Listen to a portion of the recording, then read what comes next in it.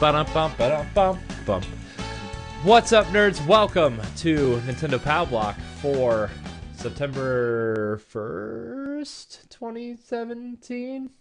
Yes, Yes. nailed it. I'm one of your hosts, Corey Derrick, and alongside me, as always, that retro code, Edward Varnell. Do do do do do do do do do do do do do do do Oh do my do gosh, do dude. do do do I love do. dude, I have been craving some new Super Mario Brothers lately.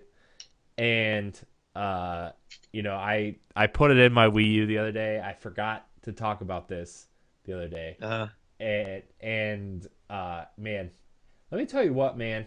New Super Mario Brothers is super underrated, the Wii U one. Super underrated. And I know oh, a lot of people were just mad because we had gotten like 3 new Super Mario Brothers games in like 2 years or something. But yeah. New Super Mario Brothers U is one of the best Super Mario 2D Super Mario games, I believe, in my opinion. It is so good. And the squirrel suit, the flying squirrel suit, is such a cool Yes. suit. It lets you hang on to bricks and jump, and oh, it's so good. Man, I hope we get a new Super Mario Brothers game on Switch. And I hope man, it's so good. But Ed, anyways, as we told you the last couple episodes, this is not going to be a typical episode. We're trying to record episodes because I'm going to be on vacation and I'm giving Ed a little bit of a break because his voice is just. I don't even know what's happening, Ed, to your voice. It's like, help me. I need my voice back. Oh. But we're going to talk a little bit about that the Super Nintendo Classic's coming out in a couple weeks, and we kind of want to talk about the a possible Nintendo 64 Classic Edition, and then we are going to answer your questions that you sent in. Remember, you can email the show Yes. at nintendopowblock@gmail.com or look for our Facebook posts in the groups or our personal ones if you are friends with us or follow us. And look for our tweets from at NGR Radio Podcast.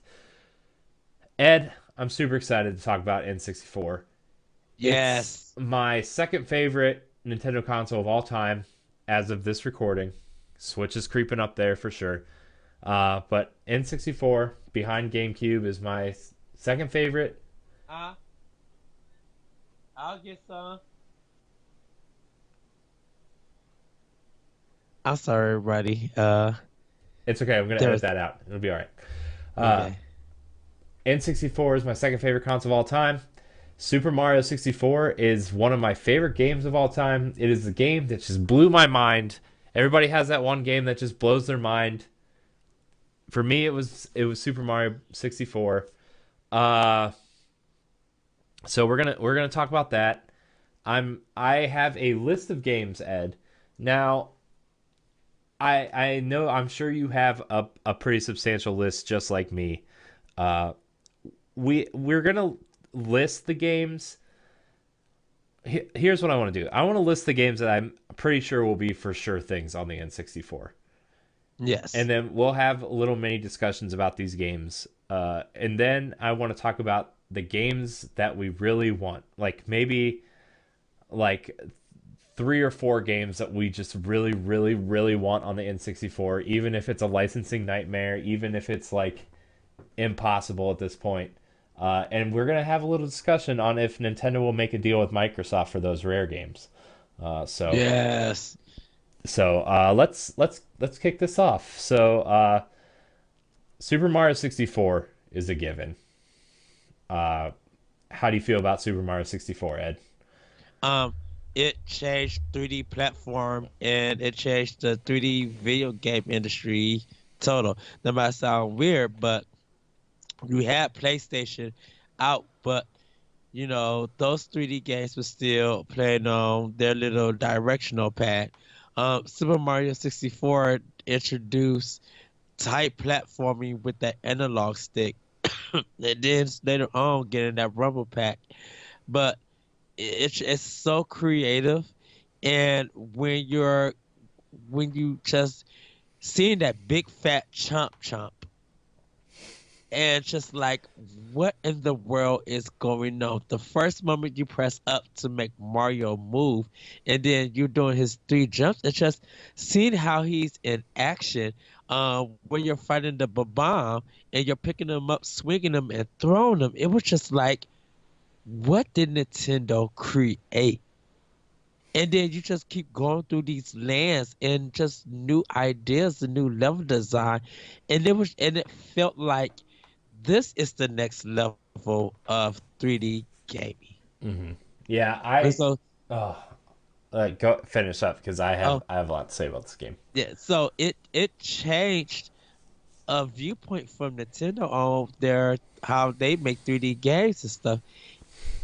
And of course, it was a system seller, but I'm just like, Nintendo just changed the gaming industry, and it's still to this very day they're doing it. If you check last episode, we talked about Breath of the Wild, how that changed. But like Super Mario, Super Mario 64, like that was my first game for months before I even got another game, and I played that religiously, Yeah, I'm pretty sure it almost was the every only game day. I had for like 6 months. Yeah, but trying to get those 120 stars were no joke. It Yeah. literally was no joke, and sometimes you literally want to replay levels so you can find the secrets or so you can challenge yourself. Because some people never went to all the levels. They got the required thing and beat the game, but it was just like, this game is deep if you go through all the levels and Yeah. challenging. Yeah, dude, that game was the only game I had for like 6 months, and I got all 120 stars on three of the four save files. I Wow. I love that game so much, and like I had the strategy guide. That was the game that made me like start collecting strategy guides too. Uh-huh. Gosh, I have so many strategy guides. It's not even funny. Maybe I mean I don't have very many now, like from this generation or even the 360 PS3 generation, but that N64 and GameCube generations, I probably have every strategy guide to every game that I bought. I loved it, and you should see my Mario 64 strategy guide and my Ocarina of Time strategy guide are just shredded, dude. They've been so used and beat up, and just markings and highlighting and page bent, like it's just, oh my gosh, they're just hot messes, man. They're just bad. Like that, some of the pages are ripped and kind of stuck together at the bottom because I spilt pop on them when I was little, and like Wow. they're just, oh, it's, man. But Super Mario 64, like it changed everything about games for me. Like I needed every game to be Mario 64. I absolutely loved it. I don't even know how to describe it. Like the story I always tell is like my grandma got me N64 for Christmas, and Hmm. I opened the game first, and I just knew I was getting one, and like I didn't even care about any of the other presents anybody got me that day. I just plugged the N64 in, and I probably ran around outside the castle like jumping and stuff Yeah. before I even went into the castle for like that first day. At least it was the only thing I did, and then I went into the castle and started like running up and down the stairs and trying to figure out like where to go. And then you see that door off to the left with no number on the door, and you just go in there, you walk in, and you jump into the painting, and there's this new world for you to explore. You're like, holy crap, this is amazing. And then you find out like, okay, I get it that I have to go uh do all these things, and then you go and beat Bowser. And I thought like that one Bowser fight, like because I didn't really go through that middle door to go downstairs or outside by that, where the booze in the hallway. uh Yeah. like Yeah. I didn't go do any of that. I just like, okay, so I need like 3 stars to go in here, I need a couple stars to go here, and I think it was like 7 or 10 stars to go fight Bowser for the first time. And I thought that was it. Like I didn't know there was two other levels to the the castle, really, even though there's a door at the top of the stairs. I wasn't thinking because I was an idiot when I was 10. I was just like, oh, okay. And so I fought Bowser, and then it gave me a key to go explore the basement. I was like, holy crap, there's more levels. And I mean, that game just blew my mind every time I entered a new level, and that game just got progressively better and better. And then you jump into the clock upstairs, and uh, it was really cool, especially the first time you get the wing hat or you get the Metal Mario. It's just, man, that game. So Yeah, it was just it's an all-time classic. Like maybe one of the greatest games of all time yeah, that's ever made. It's definitely it, for developers and designers, even the content creators. I feel like Super Mario Brothers, Super Mario 64, and probably now, I would say probably new Super Mario Brothers, um, are games that you want to study. hmm And the reason why Super Mario Brothers and New Super Mario Brothers, while I added those two, is because you understand how Nintendo does their version of co-op, and you see how Nintendo handles 3D environments. hmm And then you just get Super Mario Brothers where the jump button, what the jump mechanic was your primary attack, and it worked. You know, all three of those just they do something for video games. yeah, yeah. I mean, I like I said, like that. Even the controller, the N64 controller, was made for Mario. That, Yes. like that stick was placed in the center of the controller, and the way even the grooves in the joystick spot were like, look, you can move this in a circle, and you can watch Mario run around in circles, and that was awesome.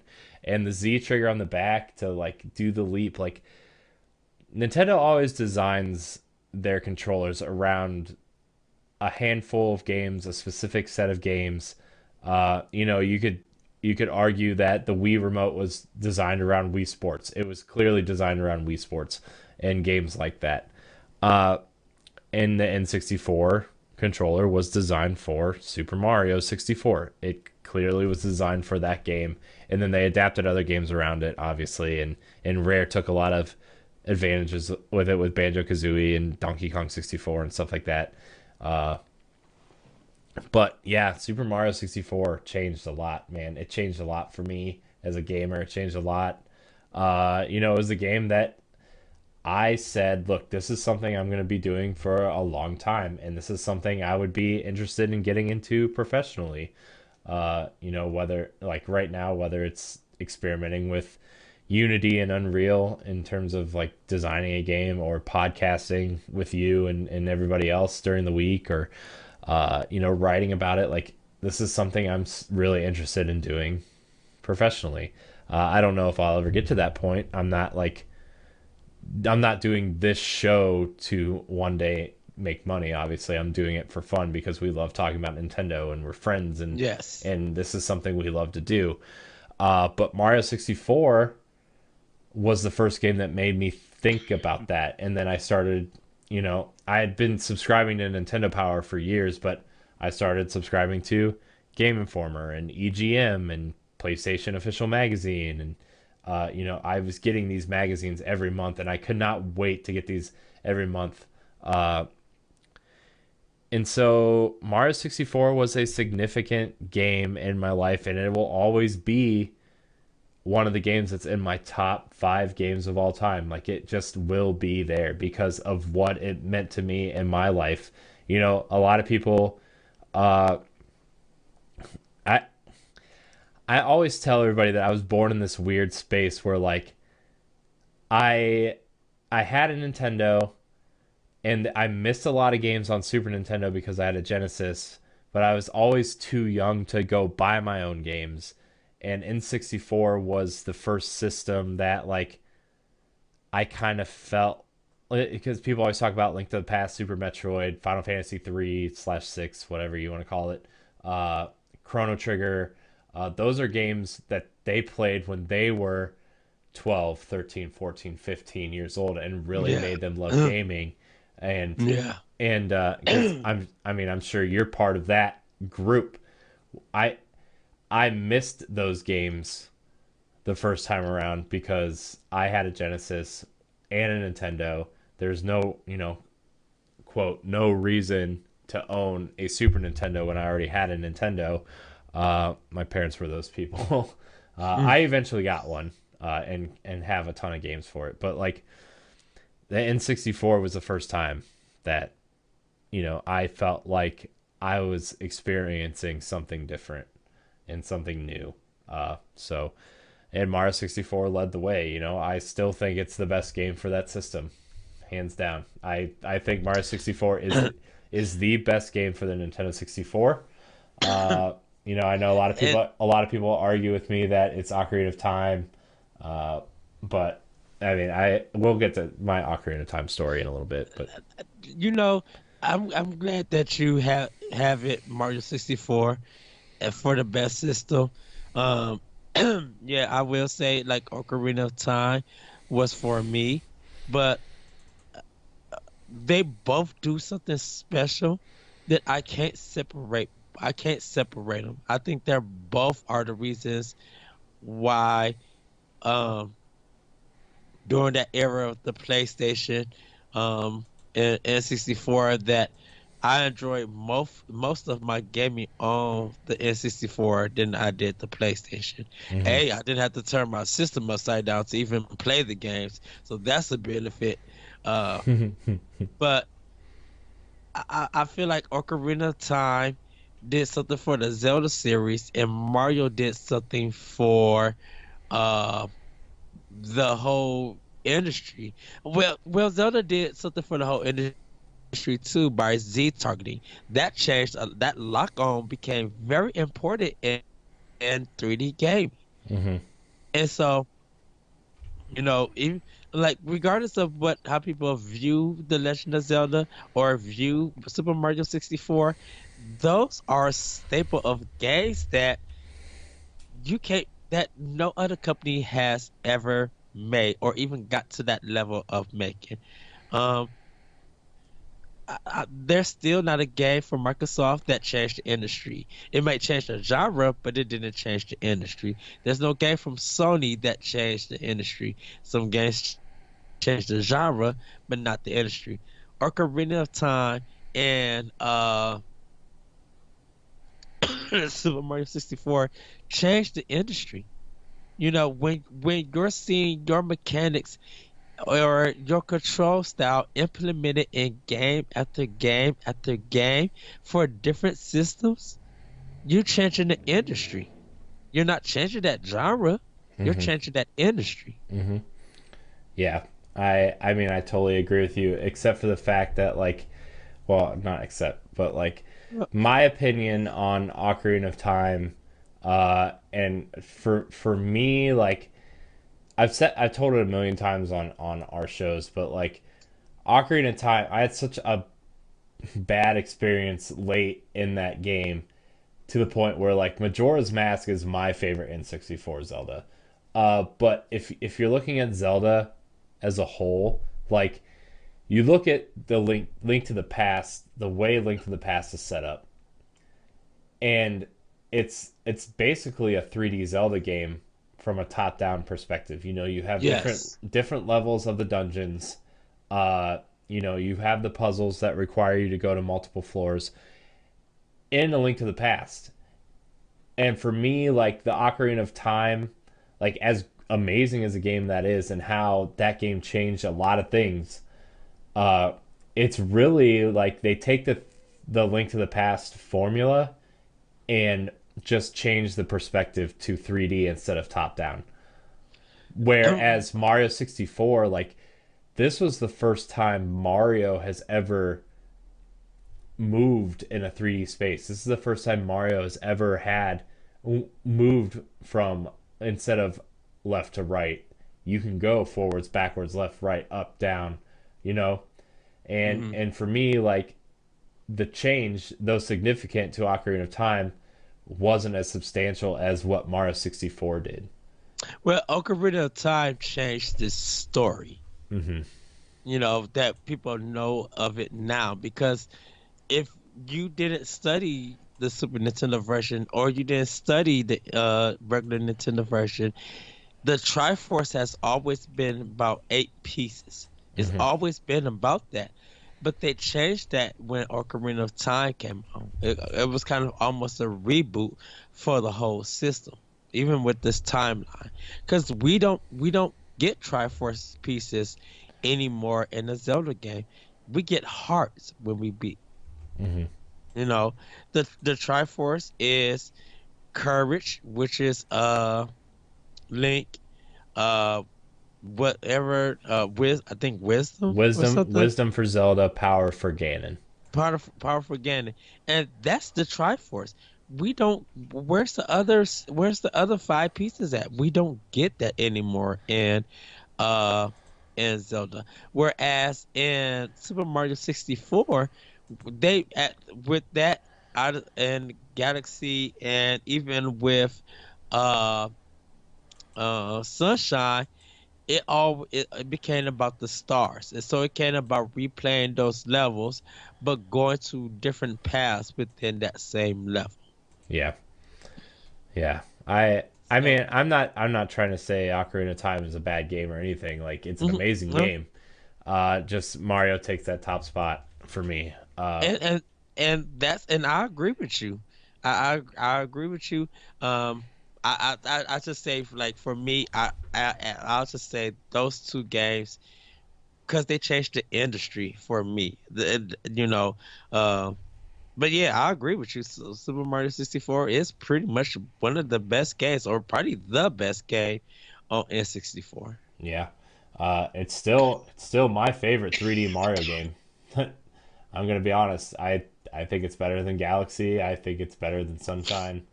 Uh, so on this N64 Classic, we've talked about Super Mario 64, Ocarina of Time, Majora's Mask, which I love Majora's Mask. I don't. I think the scheduling stuff gets a little funky, but like I love Majora's Mask just because it's so weird. Uh, I think Star Fox 64 is going to be on there. Yes. I love Star Fox 64, which I'm a little surprised at myself for not getting it for 3DS. I do not have Star Fox 64 3D. I should track that down because I love that game.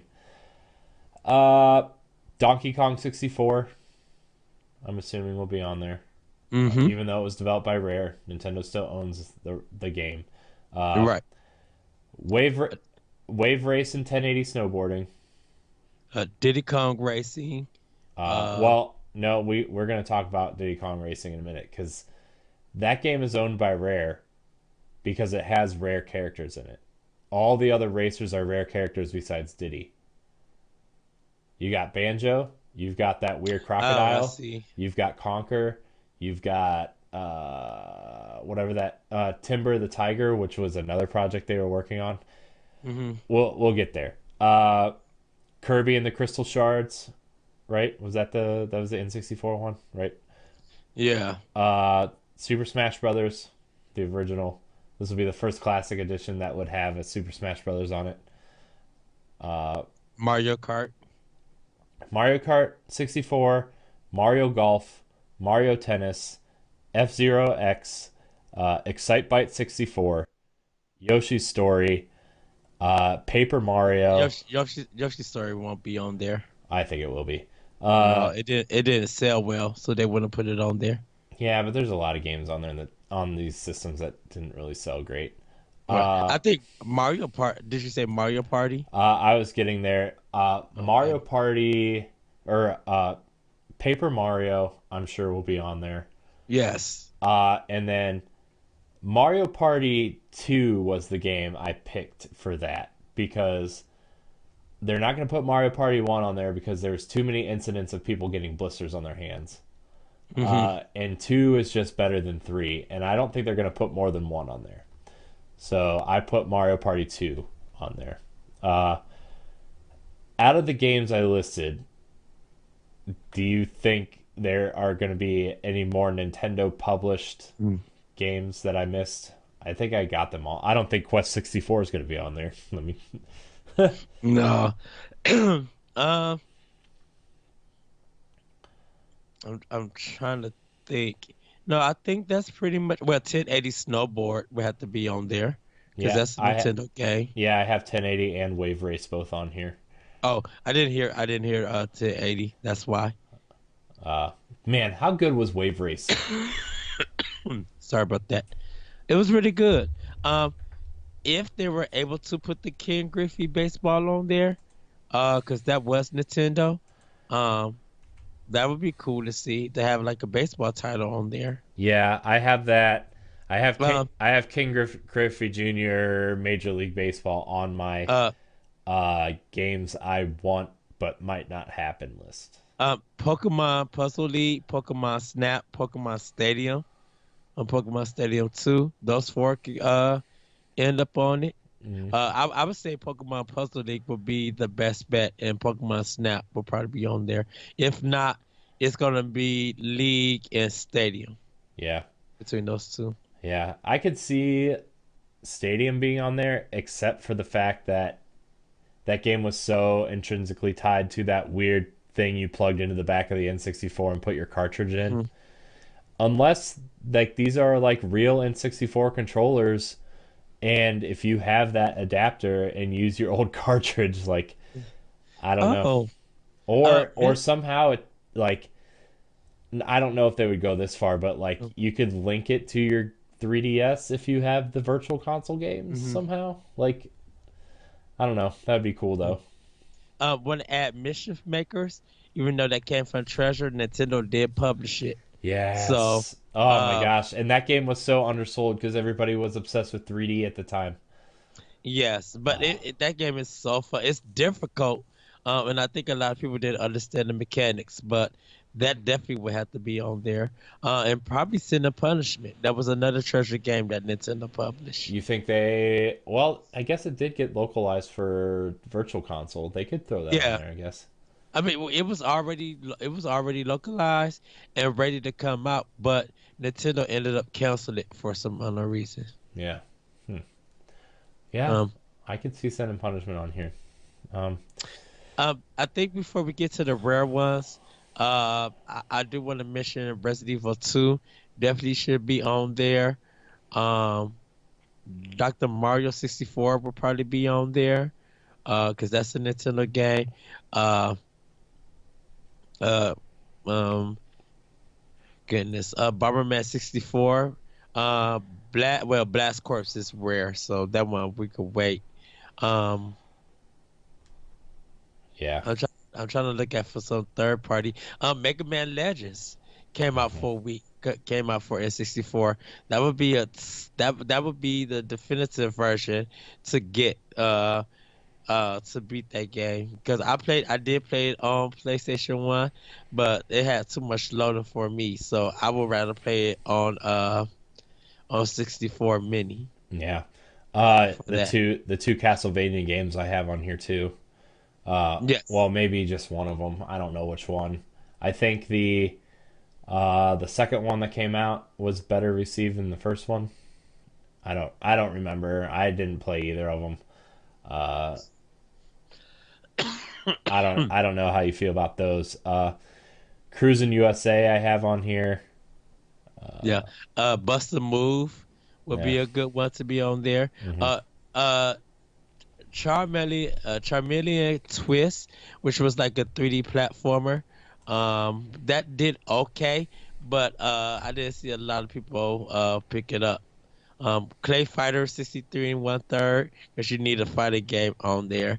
You have Smash, but you might want to get one more on there. Yeah. Uh, Oh, it would be cool if the Legend of the Mystical Ninja 64 came. yeah. That can, that would be a good one. Uh, and I think if they could, the 64DD did have some stuff. It would be cool if they was able to get that into a digital format and be able to play on the system. Um, Yeah. I have Turok on here. I don't know how hard that would be to get on there. Uh, Not too hard. I mean these are just games that I want on here that I don't know if they would have a chance or not, but these are games that I would want. Extreme G, that really cool racing motorcycle racing game. Yeah. Man, Extreme G was awesome. The GameCube one was amazing. Oh my gosh, Extreme G was so good. NBA Hang Time, which was kind of like the sequel to NBA Jam, if you could have one. Yeah. Oh my gosh, that game was so Um. bad and so good at the same time. Uh. Killer Instinct Go. Yeah, kill. Yeah, okay. Let's just get into the rare stuff real quick. Okay. Killer Instinct, uh, Perfect Dark, GoldenEye, Banjo Kazooie, Banjo Tooie. Uh, where was the Jet other one? Force. Jet Jet Force Force Gemini. Gemini, Blast Corps, and Conker's Bad Fur Day are the rare games. Do you, let I want to have And this discussion now. Do you think Nintendo's going to make a deal with Microsoft to put their games on here? Do you think that they will? I mean, I know gamers want it, and I know it would be a smart decision, and they have a good working relationship with Microsoft with Minecraft and mhm. everything. Uh, and I think Microsoft even published a Banjo Kazooie game on Game Boy Advance, I want to say, when they bought Rare. I think that was like Mhm. part of the deal that they would publish some games for Nintendo. Uh, do you think Nintendo will actually go to Microsoft and say, look, we this set of games is really really important to our history. Can we strike some sort of deal to where we can get these games? Unfortunately, they would strike a deal for one game, and that's going to be Diddy Kong Racing. They wouldn't strike it for anything else. Like Conquer 64, they wouldn't fight See, for I think they would. I Banjo think they would. Tooie. I think they would fight for Banjo Kazooie one, maybe not They two. wouldn't. I think they will. They Ban- wouldn't Let because me finish. Banjo Kazooie one, Perfect Dark, and Diddy Kong Racing. I think are the three games that would fight for. 007 licensing is just a nightmare. yeah. Conquer didn't sell that well, and just because, and I don't think they want to put like a, I don't know, I just don't think they want people to remember that Conquer came out on N64. Uh, but I think Diddy Kong Racing, just for the simple fact that it is a cool racing game that I actually think is better than Mario Kart 64 by a long shot. That's where we disagree. But I uh, I can't stand Mario Kart 64. I I think that game is just awful. no, I think I know it's better than Diddy. Even me and Adrian Nieto, shout out to him. We had that discussion. He loves Diddy Kong Racing. Um, I think Mario Kart would just play better, and and maybe because I played that more, and then when I played Diddy Kong Racing, it was a good racing game. It was fine, but I just didn't care for it. I just had the urge to go back to Mario Kart 64. Yeah. So, Um but like I said, they would fight for that because they're using one of their property characters. Anyone that's not using their property characters, Nintendo wouldn't even think about it. Now, if I said if they had to fight for another title, then yeah, Perfect Dark is going to be that one. because I think realistically Nintendo would want GoldenEye, but that license is such a nightmare to track down, and that would cost them way too much money to the point where like Perfect Dark is the, no pun intended, but it's the perfect substitute for GoldenEye. If you want multiplayer games on this system, if you want to sell people all four controllers, like Perfect Dark is a good multiplayer game to have on this system. Uh, Well, you have to see, well, who owns it? Because I'm Perfect assuming Dark is owned by Microsoft. no, I'm talking about double 007. Oh, the 007 license is currently held by Activision. Activision. The rights to the game code are owned by Rare, and Hmm. then the publishing rights were owned by Nintendo, but they can't publish it without the rights to 007, which are owned by Activision. So they would have to go through like 3 or 4 different parties just to get that game. Whereas if you just went to Microsoft for Perfect Dark, that's just one party you have to deal with because Yeah. it's their own IP. It's just I think Activision and I think Nintendo will reach out to Activision and Rare to get 007. I think they would literally they will because I think Nintendo be very reasonable to be like this is a historic game, and this would sell systems. So we have to play. I mean, we have to have it. We want to show off our 4 player. Like if they're building a mini N64 and you got those 4 ports, you need 007. You need mhm, Golden I-64 because that's what a lot of people played on this multiplayer. mhm. So they would need it, and I think they would go to Activision. They would go um to where because don't forget Activision put out that Skylander, and Nintendo allowed them to use Donkey Kong and King Bowser. Yeah. Um, you know, so why I why think I not? th- I think they'll explore it, but at the end of the day, I don't. I think that with the popularity of the NES Classic and the SNES Classic, Mhm. Activision's going to be really stubborn and ask a high price for this. I think that they're like, oh, you want us to join your mini classic family with a high demand? Here, this is our price for this license if you want to go try to get it. So I don't know, but I mean, even if they didn't put 007, I would say Perfect Dark is a perfect substitute. Yeah, I think Perfect Dark would definitely be the substitute. I So think people will remember that, and it'll be more easier. yeah, And I think Microsoft, like you said, I think Microsoft is more lenient for Rare. Like Rare would be hungry to find that N64 was being made, and if the deal could be made, Nintendo would pay out to be like, "Hey, we want you guys." We want your game because you guys did create history with us, so it would just be right for them to put that game on that system.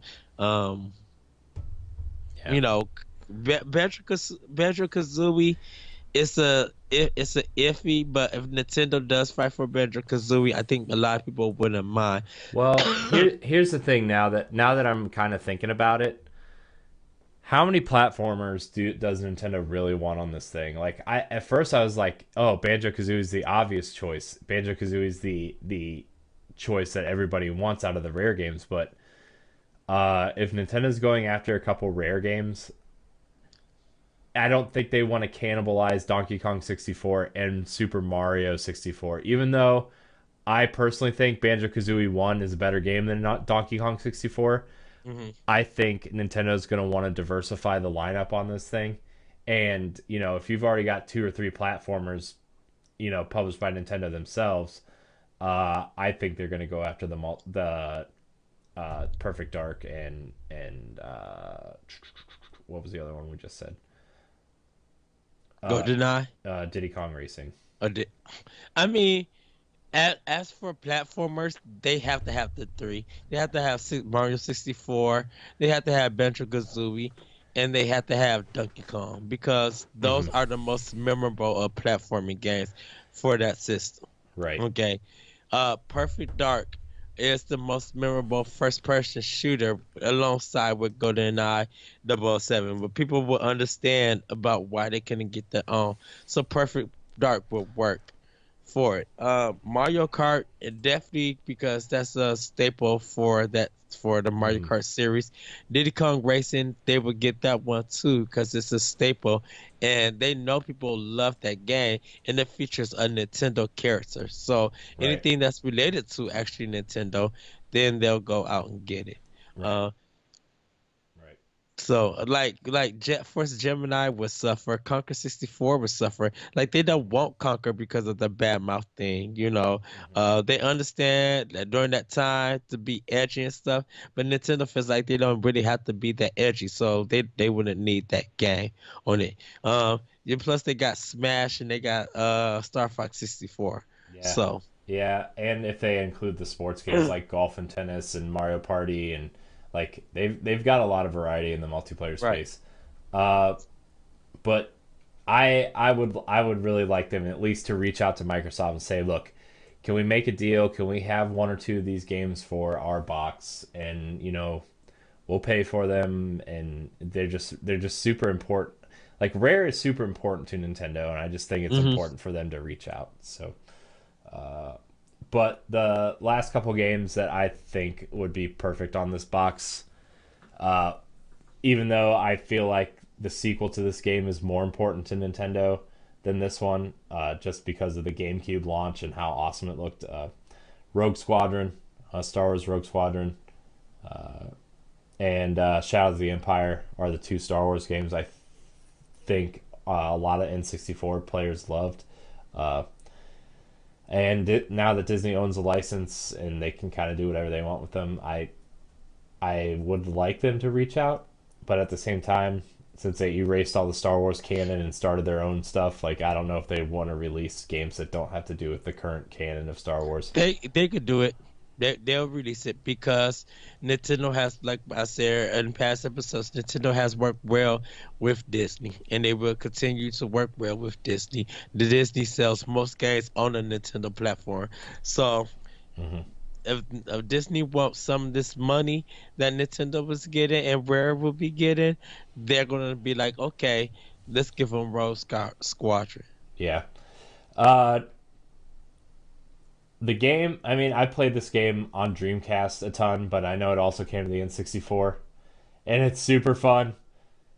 Ready to Rumble boxing. I want Yeah, I want Ready to Rumble like really bad.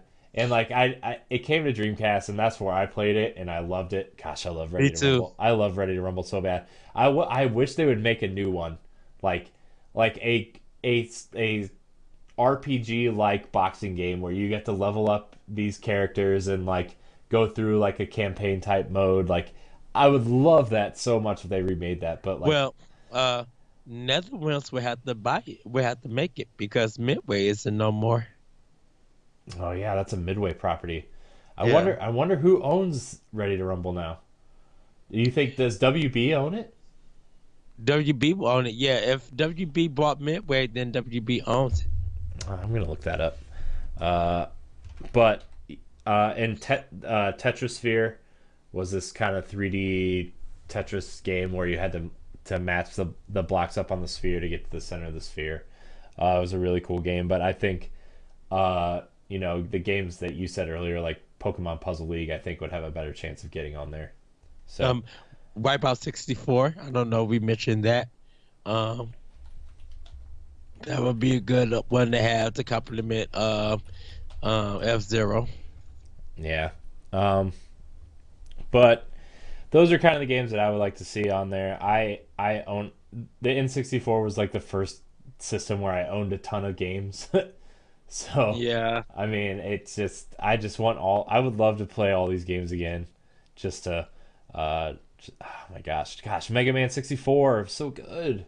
Yes. Oh, like I mean, I know it's just Mega Man Legends, but like it's so good. It's so good, man. Cruising USA, San Francisco Rush, Beetle Adventure Racing. That gem. Yeah, that has to be on there. Beetle Richard Racing, that was big. Yeah. So and like I know all these rare games are available in the rare replay for Xbox One, but there's something about the N64, man. Just they feel at home. Uh, Bomberman 64, man. I mean, I know you already mentioned it, but Bomberman Hmm. 64 was my jam. Oh, so good. So, but anything you want to add to that list? Any games you think, or you think we covered it all? Do you want to move into questions? NBA in the zone. Uh, Oh that my would be a gosh. good basketball game.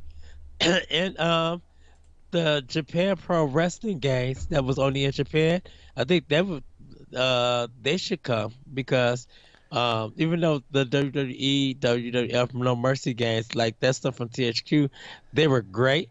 It'd be good to have a hidden gem from a Japanese studio that never came to America to be on that system. Yeah. What? There's a Ready to Rumble boxing on Wii, and I didn't know about it. It's owned by Atari. Oh, Atari owns Ready to Rumble now. then they must have sold it to him. They must have. Yeah. There But was yeah, a Ready to Rumble on Wii, man. Man, that looks awful. I don't think anybody wants to play that game. Ugh. No, dude.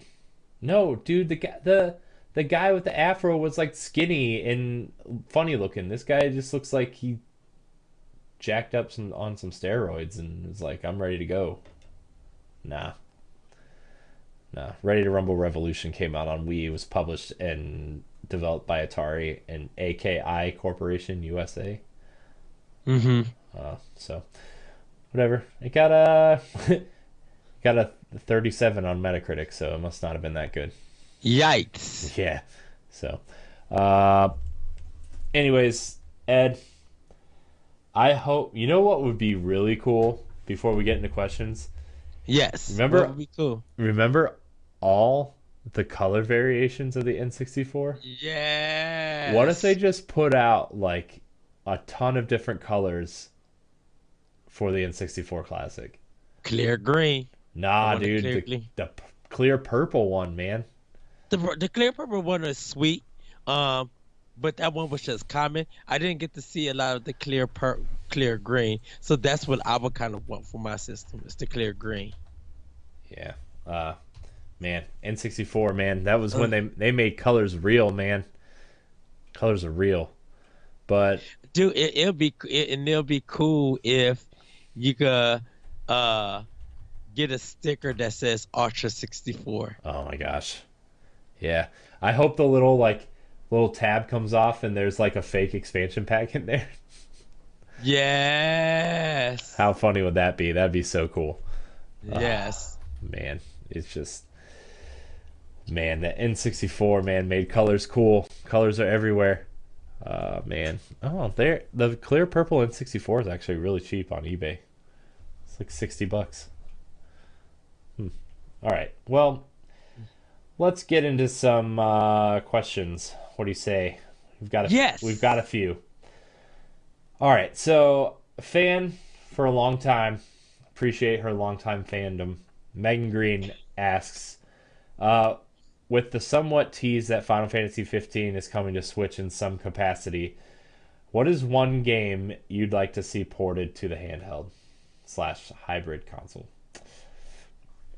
Man, Um, I've already spent. I'm gonna still say this.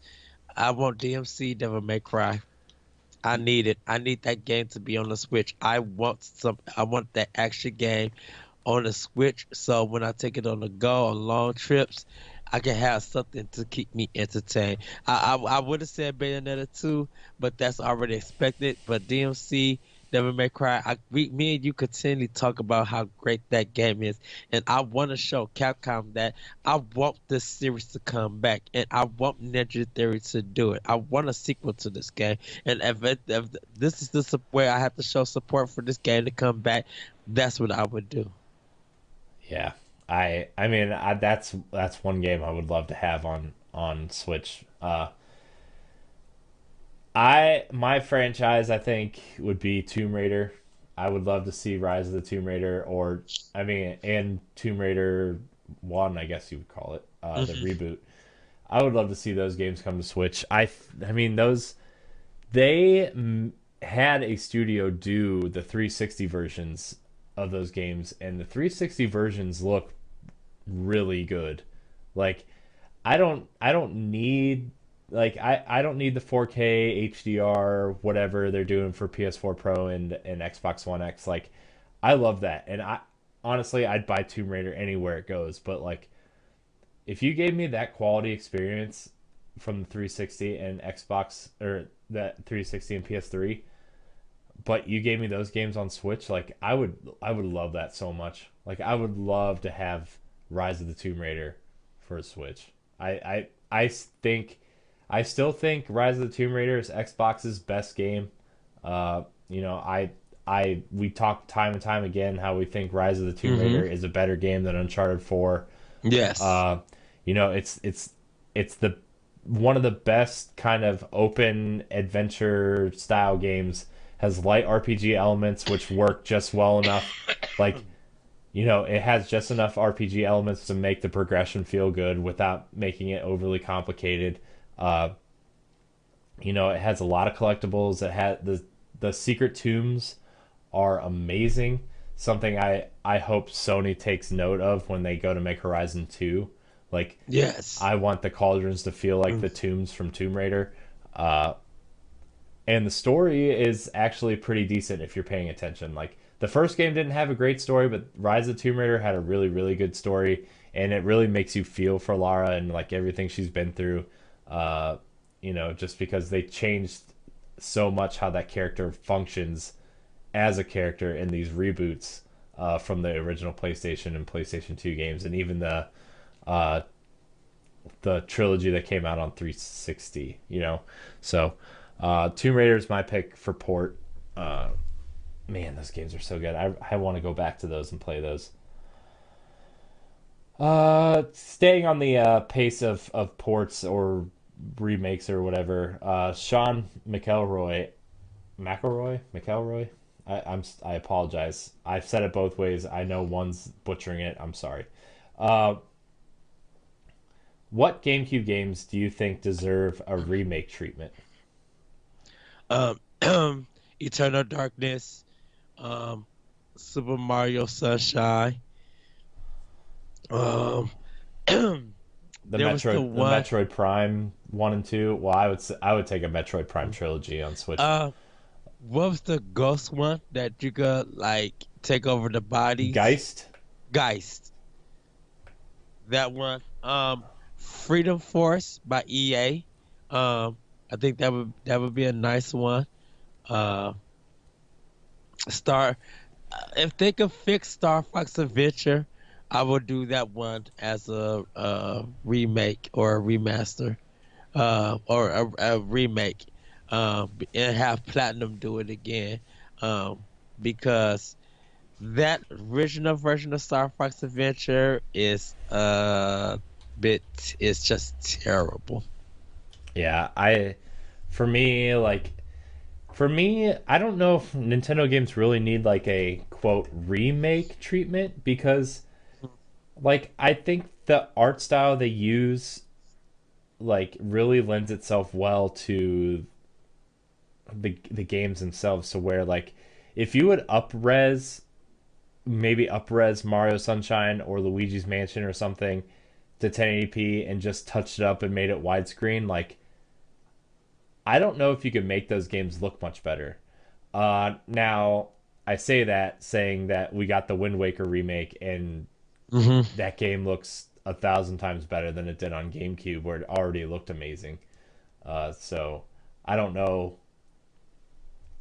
how that would really work, but like I would love to see just Sunshine. I would even love to see the Wind Waker HD ported to Switch at some point. Right. I would love to see Luigi's Mansion get remade. You know, And Animal Crossing. yeah, but I think they're just gonna make a new one for Switch. I mean, I don't know if they'd remake that game, uh, but I do see them making a new one. Yeah. Bloody War. I mean, I would like to. Man, I don't even know what to pick at this point. There's so many there's so many GameCube games that are so good that I don't even know where to start. Like Luigi's Mansion is always the game that sticks out in my mind as like just the gem of the GameCube that needs more love and attention. Like Yeah. when they finally release maybe a GameCube Virtual Console, Luigi's Mansion is definitely at the top of my list. Um, Killer 7. yeah, yeah. Um, the Capcom one, PN05. Piano 3. Yeah, PN03. I think that needs to be a remake, fix a lot of those problems. Hmm. Yeah, I would like to see the original Beyond Good and Evil get remade. Just like fix some of the control issues and new character models and flesh out the world a little bit. Like Mm-hmm. I know they did the HD remaster, but like I think if you went in and actually like remade the Oh, game and built it from the ground up and new character models, new systems in place, like I think that would be a good one. Lost Kingdoms and Lost Kingdom 2. Hmm. That was from Software. Yeah, yeah. I don't know if like the games really need remade because Nintendo always makes the games control well and the art style lends itself so well to the games that it's not like it's not going to be like the Crash remake that just happened. Like Yeah. Crash looked like garbage. I'm not going to lie. Like anything from like the GameCube PS2 era forward for Nintendo, like that art style works still to the point where like you could just up-res it and make it widescreen and maybe fix some control issues you might have and it would work. The N64 would be the area where like okay, let's remake this game, and like Mario 64 I think would be the perfect candidate for a remake. Uh but man, GameCube, there's so many games, so many games. But Um. like, yeah, Star Fox Adventure, like you said earlier, that game had some decent ideas, and if they would just fix it, like I think it would be a good game. Maybe not the Star Fox Yeah. game you want, but it would be a good adventure game. Um. Medal of Honor Frontline. I played that all the way on the GameCube. So good. Yeah. Um, but yeah, so let's see. What's our next question here from at CodFanFF on Twitter? Tweeted at us and asked, what competitive games do you think would fit best on Switch? Do you see Nintendo creating more IP like Splatoon and ARMS for this reason? Um, Um. I mean, sports games I think would work on Switch, and we're getting a couple, but I think something like Madden or NHL, like I think those games will eventually make their way over to Switch. Uh, Uh. I League of Legends. League of Legends, I think would fit perfectly on Switch. Or Dota, I should say. I think that they would make like kind of a perfect fit for it. But competitive, well, like very competitive, like ours is Splatoon. Uh, I mean, we got like Rumble and stuff. Uh, uh, um, I don't think I wouldn't need Overwatch on it. Uh, some people would like it that to be on it, but I'm like no, Overwatch that could stay on the other consoles. Um, I think Nintendo needs to bring back their sports games. To be honest, mhm. like I know we got that kind of bad Mario Tennis on Wii U, but I think like if they did a proper Mario Golf or Mario Tennis for Switch, I would love to see that, or even Mario Strikers if they brought that back at some point. Splatoon and ARMS are obviously really good new IP for Switch. I don't know what other genre they could move into to really. Um, I think besides puzzle, I think Dance Dance Revolution or the Dance Dance Revolution games would do fine with it, like DDR. Because Just Dance doesn't cut it enough. Um, I would love to see how a Switch version of DDR um would go, and having instead of you using your own screen with that DDR, your goal is now to switch with their system. So like if I'm playing with you and we're both doing it, we gotta uh we gotta get to a point where we have to switch and follow the process on the other screen and see if it works and stuff. Mhm. Like I would love to see something like that, to give a little bit more challenge. Yeah, yeah, because that Mario Party DDR one or that Mario DDR one would be a cool one too. Mhm. Yeah. I don't really know if they would make any more new IP. I think Splatoon and ARMS is a lot. to bring Hmm. out right now. Like, not that I'm opposed to them creating new IP, because I think when Nintendo creates new IP, it's good for everyone. Uh, Man, competitive stuff. I I mean, because we're getting Rocket League Yeah, and things of that. But if we're trying to do competitive as an esport, there's gonna have to be some PC games coming to the system. yeah. Uh, I think Nintendo has a ton of competitive games already, like hmm Mario Kart, Splatoon, Arms, Pokken Tournament, Smash Brothers. Even Mario Party, Mario Golf, Mario Tennis. Uh, and then you got third party games like Rocket League, and I think Towerfall Ascension is coming to Switch at some point. Like, um, yeah, I would love to see Power Stones and some of the old Capcom arcade games that never came out. There's a lot of Capcom fighting games like Rival Schools. I would love to see that come to Switch. yeah. So, yeah, I would like to see some of those competitive games come to Switch. I would like to see some of their older IP come to Switch. I would like to Pimp. see F-Zero. I think I still swear up and down that Metroid Prime is going to have some sort of competitive mode or some kind of Mhm. multiplayer mode at some point, just because it's time to come back, with online multiplayer and stuff. I would love to see pinball games come on Switch. Yeah. And Yeah, what if the team behind Sonic Mania made Sonic Spinball too? oh sweet. Oh yeah. Yeah. No, no, no, no, no, no. Sonic Spinball is garbage. Get No. that off. No, Sonic Yes, Spinball's awesome. it's garbage. You're garbage. Go I home. know. You're I drunk. eat a lot of I eat a lot of fat. Like I know I eat a lot of fast food. But no, Sonic Spinball, the physics. Now, I would say that needs to be a remake. If they could remake Sonic Spinball, put it on Switch, I would go for that. But the original one is terrible. Terrible. I love Sonic Spinball so much. It's so bad. Uh, oh, I would Devil Crush. I would love to see from TurboGrafx 16. I would love to see a remake of that pinball. I mean, it'll be cool. I mean, think about it, Corey. What if we could put our switches together and me and you go head to head on pinball, and our balls are connecting? I mean, our pinballs. I have to make sure Where you that going there, Ed? our pinballs was jumping from switch to switch. Yeah. I think that would be cool. Yeah. Um. Okay. Our next question, Ed. This is going to be a longer conversation. I feel like Michael D asks, "Do you think RPGs have a good chance of making a significant comeback by being on Switch? And what types of RPGs would you like to see?"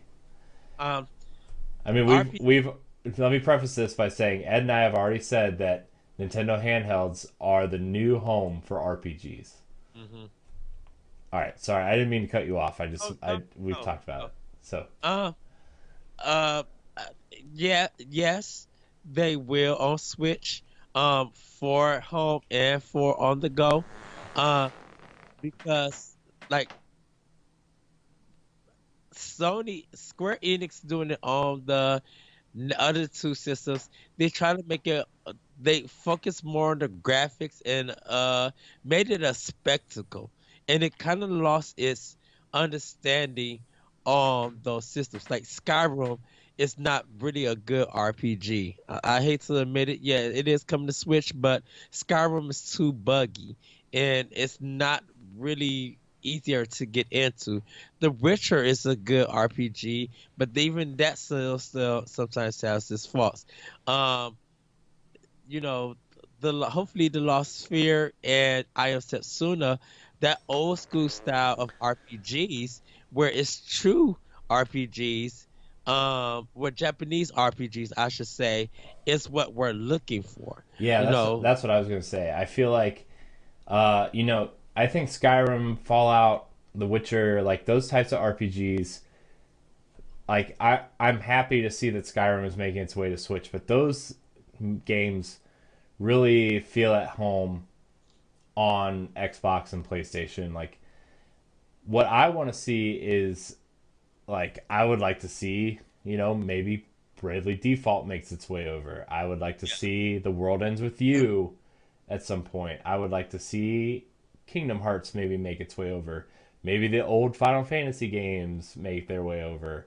I'm excited to see the Lost Sphere. I'm excited that I Am Setsuna made its way over. Like the JRPG is what I would love to see more JRPGs make their way to Switch. Whether they're ports of old games, like I would really love to see Final Fantasy IX make its way to Switch, and Mm. I would love them to do some work and make that card game multiplayer.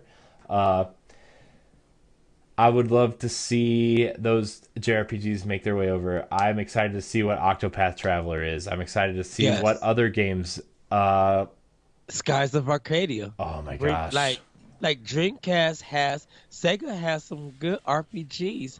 I mean, yeah, we talk about Fantasy Online, but I'm like the fancy a Fantasy Star collection would do wonders on it. And yeah, just up and like kind of up res it. When we talk about JRPGs, we're talking about character art, we're talking about stories, we're talking about themes. We're talking about when you lose a character that you've been working with and they end up sacrificing themselves. Like, you're talking about love and relationships. You're talking about side quests, grinding. Like there's a lot of stuff in a JRPG that the typical role playing game of now wouldn't understand. People who play Fallout and Skyrim, they have not spent enough time. Those new modern RPG gamers have not spent enough time with the 8-bit and 16-bit RPGs or even the Game Boy Advance. They haven't spent those times to understand that. They don't put in the grinding hours that most retro people who have played those games and are into it will be able to understand. yeah, You know, you had to put an hour to get to a certain level to feel good to be overpowered or meet that match. Like there's still a lot of people who are not even to the Dragon Quest games. yeah, yeah. I mean, I've the only Dragon Quest game I've played was 8. I played it on PS2 when it came out, and like I'm excited for 11, but I didn't play the remakes for DS or 3DS, or I didn't play 9. I just didn't play them, and I would love to see some of these games repurposed for Switch or something. Like Hmm. we talked about Final Fantasy 12, how perfect that game would be on Yes, Switch. Like I don't know how much Sony like I don't know what their stake in that game is, or even 10, like 10 and 12 specifically. Like I don't know how much Sony owns of those games, or like helps publish or whatever.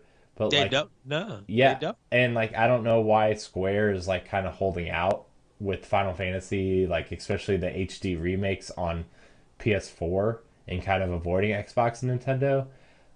Like I would love to see 10 and 12, like because they've already been remastered for an HD era. Hmm. Like I would love to see those games make their way over, especially 12. Like 12 is such an interesting and fascinating game. Yes. It's so different from 7, 8, and 10. It's I like it. I Right. like 12 a lot. And to take y'all way back, Working Designs had a lot of RPG. It was the RPG house. I think they turned into something else. I don't know if they're still around, but if people still could get that source code or find out a way to get um some of their games out, like Alondra and stuff, if those games were able to be ported on Switch, you understand the history of Working Design because they were big. They were like in a way Sony and Sega's Atlas. Hmm. They was very niche, but they put out a ton of games. Like the Lufia series was by Working Design. Like those games need to come out.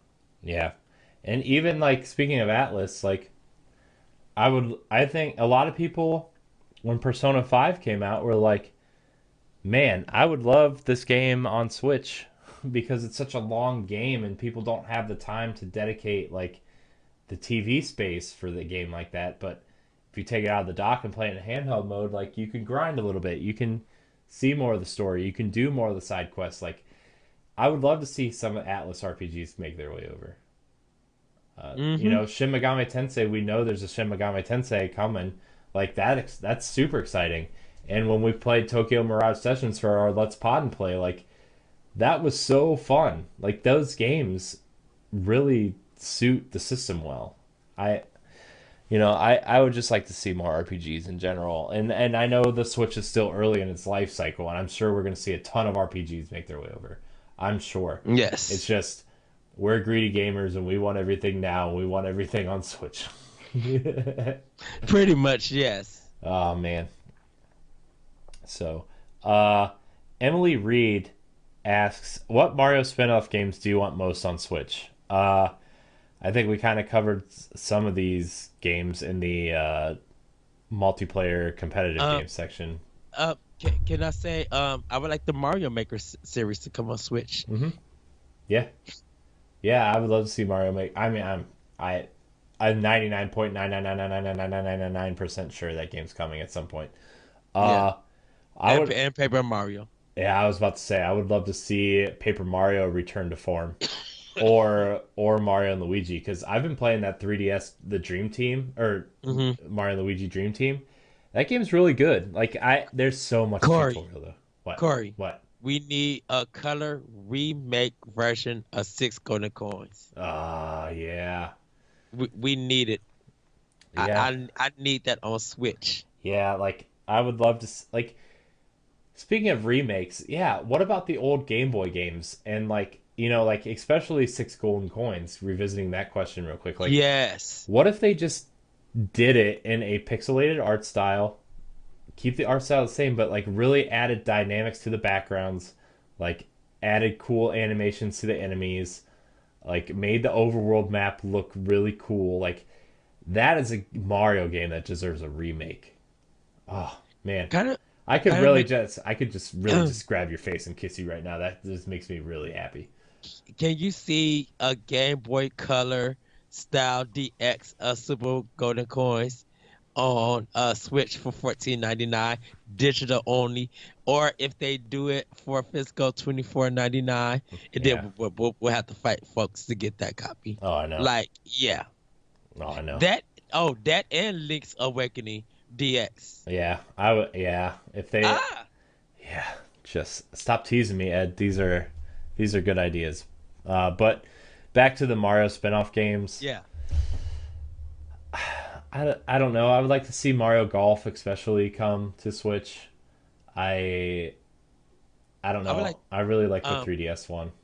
Mario Paint. I think you would do wonders with Mario Paint. I want to see more of your artwork, Corey, on Mario Paint. Man, yeah. Mario Paint would be cool. And if it came with a stylus instead of a mouse, like I mean Yes. that would probably work. I would like to see I don't even know what this I don't even know. I would like to see a decent Mario Party, like a return to form to like 2 or 3 and not this janky 9 and 10 stuff. Like I want it to be a faster paced board game like the original ones were. Hmm. Have cool mini games and just make it I don't know, there's a way to do it to make it feel like it's not taking forever. Uh For the eShop, I would love to see Hotel Mario. I never got to try it. Or Mario is Missing. I would love to see those at that educational game on eShop. yeah. But I mean those are kind of the spin-off Mario games that I kind of want. But anyways, our last question of the day comes from Josh Anderson. Do you think Zelda Breath of the Wild could exist as a game that gets a huge expansion every 6 to 8 months, a la The Witcher? No. Yeah, I like where his head is. Like I like the idea of them just like creating this new piece of the world that you can go explore and do shrines Hmm. and see story. But I don't think like this. I don't think Breath of the Wild was set up for that. Now, if they made the next Zelda, like this, made this next Zelda with that in mind, like I think in theory, a Zelda game could work like that. They could make a Zelda game like that and add an expansion like Majora's Mask to an existing world, like a dark world type thing, Hmm. or maybe even have a new section of the map open up once this expansion comes out. But I don't think Breath of the Wild is that Zelda game. Right. And people don't want that stuff to be locked by Amiibo. Yeah. Because that's what Nintendo would do. They would put stuff like that connected to Amiibo. And if they don't send enough stock of that Amiibo and it's locked behind, what's the purpose of even having it for every 6 to 8 months? Yeah. You know, you got to realize that The Witcher 3 is very linear because it's linear in the fact that you go to point A to point B and you select missions. So you already have a route planned by selecting your missions. Breath of the Wild is just too open that you, anywhere that you go might have some detours that you might find extra secrets. So it's very open ended. And if you just keep doing new content every 6 to 8 months, you would never be able to finish the game because with the as big as Breath of the Wild is now, you are still able to find stuff that no expansion is needed Hmm. just yet. Yeah.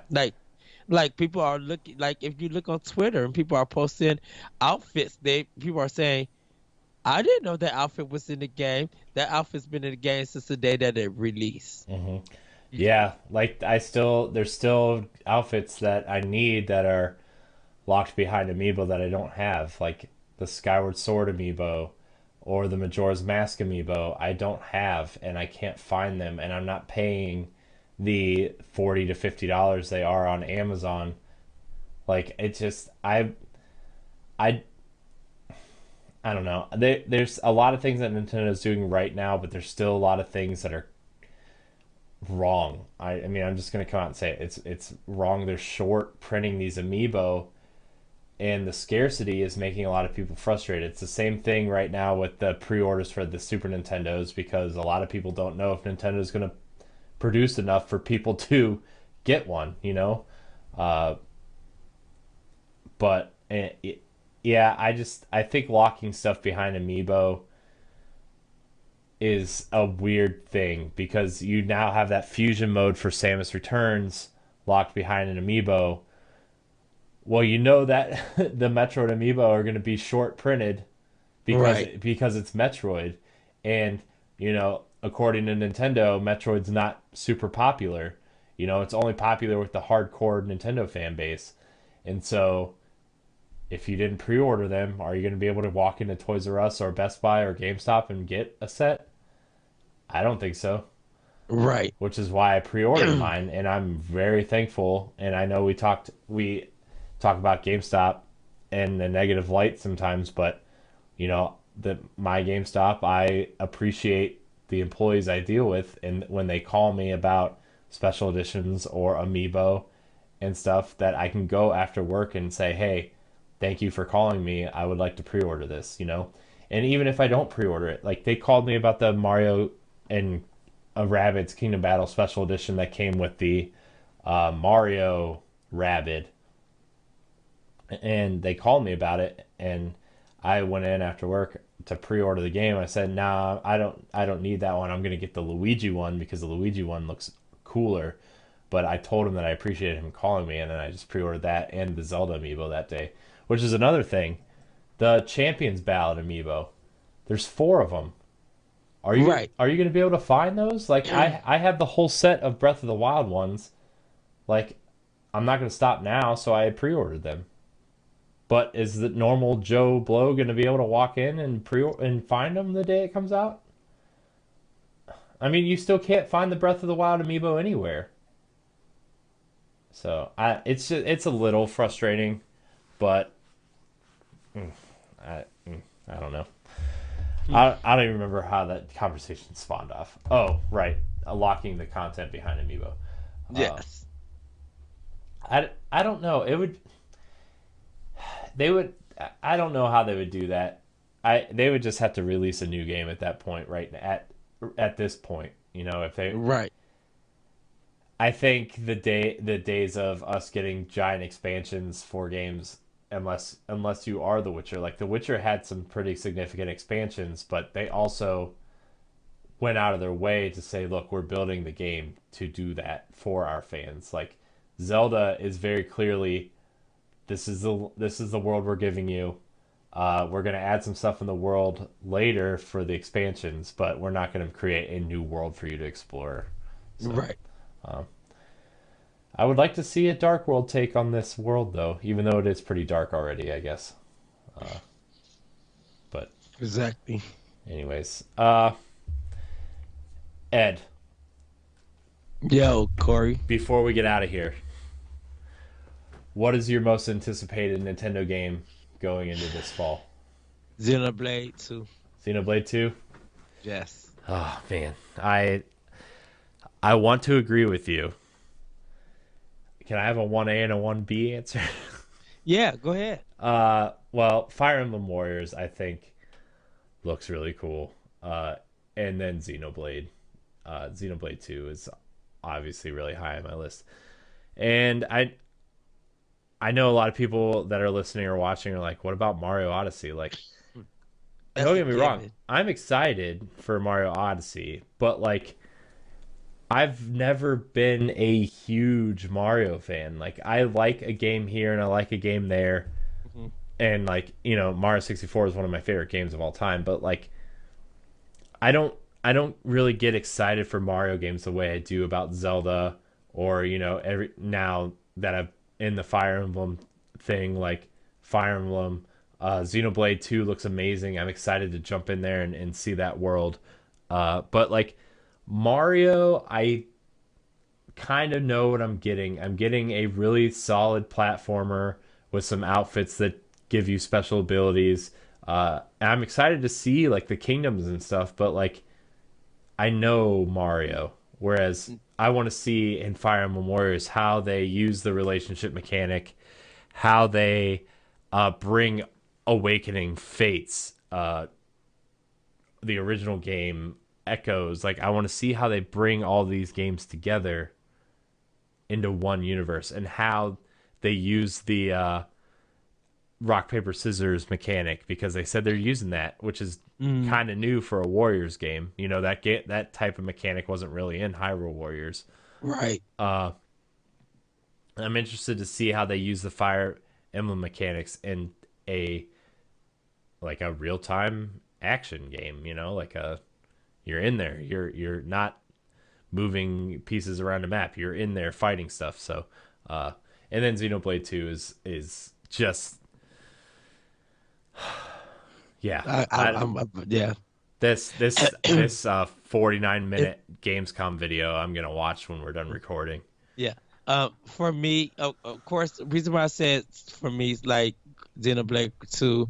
I'm a big RPG nut. I love playing them. I know I jump around a lot. Super Mario Odyssey is just a given. I'm putting on my high heels, picking up my princess dress, getting in the game, and I'm running out the store. You'll hear click, click, clack from Parasite Eve, click, clacks, and I'm driving home, and I'm putting it in my Switch. Like, if I could take the whole day off with Odyssey, that's what I would do. And gush about it every 5 seconds. I do something or find something. Like for me, Mario is big in my household, in my family. And I'm looking for the level design. I'm looking for the cool, innovative power ups and crazy stuff that I'm going to see. I definitely want that soundtrack. I want to hear the soundtrack. So for me, Odyssey is it's just a gift. It like there's no doubt. Like I would look at the box and be like, I want to buy you now. I don't care if I go in a negative in my account and I don't got the money. I want to buy you now. Literally, I and like it it got to the point where I'll even buy two copies because my mom she just got a Switch for herself, and I'll buy a copy for her and have my own, and we'll be able to play around and find out stuff because she'll need me to be something so she can get a star, and if I know how to do it, then it makes my job easier helping her get that star and stuff, and she'll have the whole game halfway beaten by that one day. Like she'll play that whole game, and I'll be like, "What world you on? I'm on world 6. How long you been playing the game? I'm only on like world 2." She's like, I got half the game all done. It's I'm like, oh goodness. But yeah, Super Mario got Odyssey. I keep saying Odyssey. Odyssey, it's just a give it to me. There's no ands, it's a bust about it. I'll clear my whole weekend just to play that game. And like even with Xenoblade Chronicles 2, or Xenoblade 2, it's just like anytime I get off of work or I got a day off, my time is gonna be dedicated to that. Yeah. Yeah, there's so much Switch stuff that I'm excited for, and like I'm excited for Samus Returns on 3DS. Dude, I'm excited for Mario and Luigi the remake for 3DS. I'm excited for Archer Sun and Moon. I don't care what people think about that. I'm like, I want both games. Yeah, Sorry, I'm a big Pokemon fan. yeah. Uh, but yeah, that's gonna wrap our N64 question block episode. I can't wait to come back from vacation and really just dive in and talk about Nintendo World Store. I want to talk about some of the things that we're planning. I want to talk about some of the other cool stuff that you and I in particular are planning. Ed, like this day, I'm gonna tease it again. The daily, we're planning something, maybe a daily show. Uh, Hopefully we can do that. It might not be me and Ed every day, but like it's gonna be a good time. I'm excited. Yes. I'm excited. So, Ed, Yes. where can we find you? You guys can find me on Twitter at that retro code, and you can hear my podcast, Optional Opinion, on iTunes, Google Play, definitely on SoundCloud and other podcast apps. Like getting ready for the video games, which you guys can check out on IGN.com under Anime ENIME. And if you guys still got a Wii U, you can friend me there on Optional Opinion, all on one word. And read my writings on NGR. Check me out at World 101 Podcast on NGR and Shout Engine, and Arsenal X on NGR Radio. Yes. Um, Yes. and yeah, and like we'll be getting back to the Let's Pod and Play, but you guys can check our past episodes on NGR Radio on YouTube. Yeah. Yeah. Uh, you can find me at Corey in UHD on Twitter. You can find me at Corey in HD on Instagram, Twitch.